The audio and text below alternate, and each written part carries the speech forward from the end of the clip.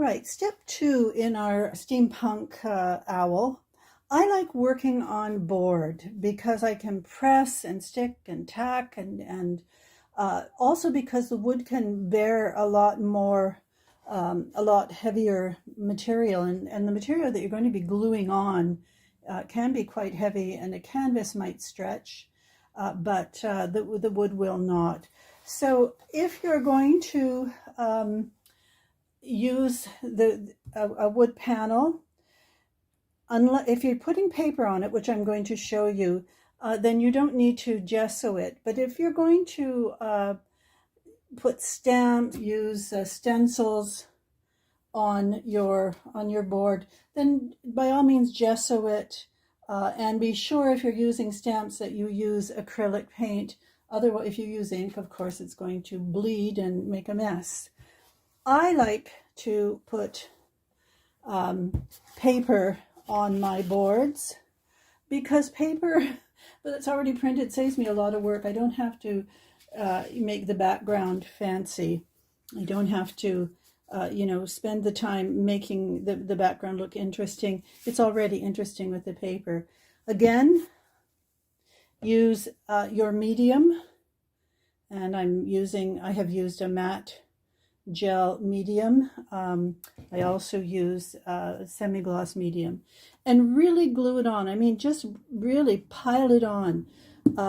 A scraper, a bowl scraper, the kind that you can get from the dollar store, works well. And start from the middle and work to the outside all the way around. The heavier your paper, the less likely you are to get air bubbles. If you're using lighter paper, like this is double-sided paper, like this paper has patterns on both sides, it's very thick, it's going to stick quite well. If you have a thinner paper, it might tear, but that's okay because that adds texture to your painting as well. So I have already glued something on here, and I've sprayed it with a bit of enhanced stuff just to make it interesting. And so that's that's what you can do as well. You can spray it with acrylic spray. You can put prints. You can use all kinds of designs on it. I'm going to wait a little bit to do that. I'm going to put my owl on the paper and then enhance the background as I go. But this is just an example. So let's take a look now at the owl that I've constructed. And a good idea, get a picture of what you're going to do, because it will help you as you plan out what you're going to use where. So I was lucky enough to find a picture of a steampunk type owl, so I'm using that as a background. This is for a big, for a 12 by 12 board, but I've made it a little smaller for working on because I want to add a few other things to my steampunk picture. Now here I have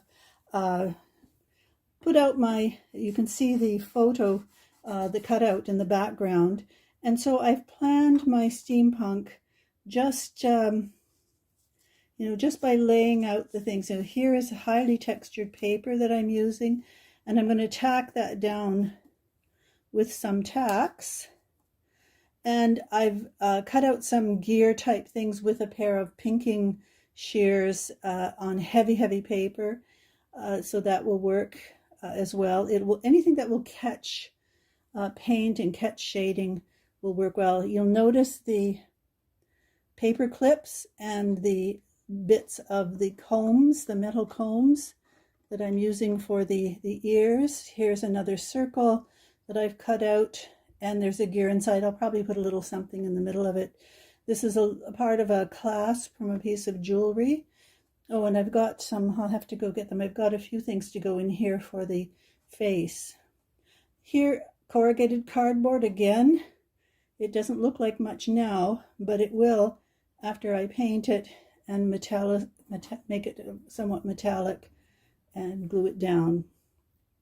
When you're working with steampunk, and especially with feathers, it's really important to begin at the bottom and work your way up. Whatever comes on underneath, you know, you've got to think what goes down first and what is going to go over top. So as you can see, this clasp will go over top of the feet, and so I have to kind of think of how that will look. I might make the legs a little longer because I like the tops of those keys. All right, so this is step 2, getting your background on, and don't forget you can put the gel medium on top of your paper as well. Let it dry before you plan out your. You can put your picture down on the wet medium, but wait until it dries before you plan out. Now, what I usually do at this stage 2 is take a picture of this so that when I take it off, I know where it's going to go when I put it all back, so I'm not panicking. So it's important to get everything ready before you start. And so later I will show you what I do next. It will seem a little odd, but I'm going to paint everything black, but I'm have to work quickly because I'm going to wipe off every surface that I don't want black and just leave it where I do want black. The black, I may use dark brown instead.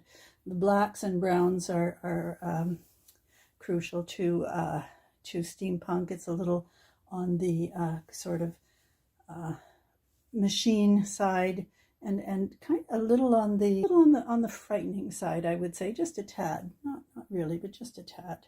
All right, thank you.